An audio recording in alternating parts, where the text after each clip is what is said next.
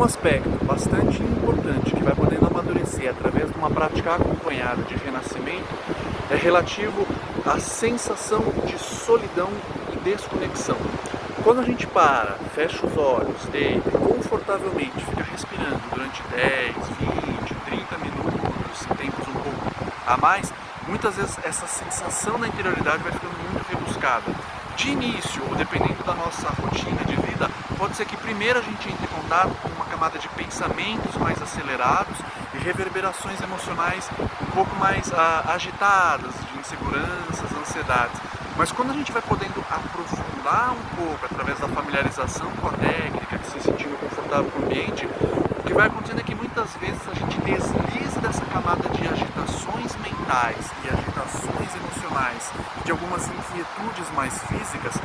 para algumas sensações psicológicas um pouco mais profundas, por uma interioridade que a gente pode interpretar como se fosse uma certa solidão, uma certa desconexão. Porque muitas vezes o modo como a gente está conectado com o ambiente, o modo como a gente está funcionando, depende dessa aceleração mental, depende dessa inquietude mental, para a gente sentir que tem uma certa energia e que a gente está conectado com as pessoas, com as coisas, com os assuntos inacabados. E eventualmente, quando por algum motivo, por exemplo, uma prática de relaxamento nessa postura meditativa que vai avançando um pouco, a gente vai se desconectando dessa camada de agitação mental, a gente vai se desconectando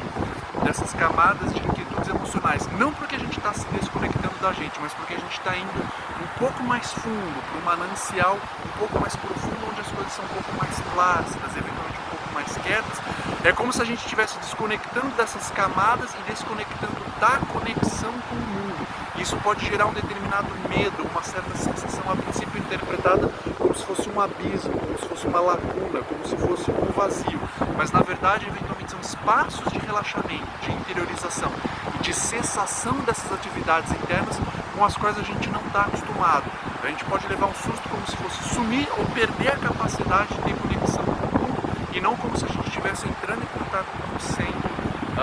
mais profundo, com um centro de certa forma mais genuíno, e do qual a partir dele a gente pudesse eventualmente retornar para as nossas habilidades mentais, para as nossas sintonias emocionais e para lidar com o mundo tridimensional, concreto,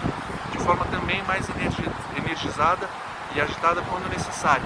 Nessa hora faz extrema diferença a gente ter a companhia de alguém. Quando a gente fecha os olhos, vai respirando e entra para esse espaço, mas sabe que tem alguém acompanhando a gente, eventualmente essas interpretações iniciais, como se a gente estivesse entrando com um vazio, com uma solidão, com uma desconexão dessas camadas mais agitadas, em portabelas com o mundo, não vai acontecendo tanto. A gente vai vendo que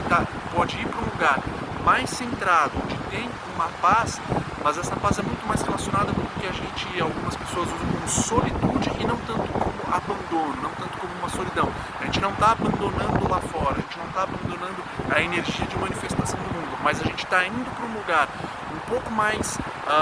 latente, como se fosse um pouco lugar antes das manifestações acontecerem, e a gente pode entrar em contato com essas camadas de repouso e voltar nutrido, eventualmente, para o senso de participação. Quando tem uma presença humana do nosso lado, acompanhando a gente ir para esses lugares, os quais eventualmente a gente não está tão acostumado, para depois voltar para os lugares mais agitados, mais energizados, essa transição vai ficando mais fluida, permite a gente ir mais fundo, porque a gente sabe que vai poder voltar para o mundo, para o compartilhamento também da agitação, né?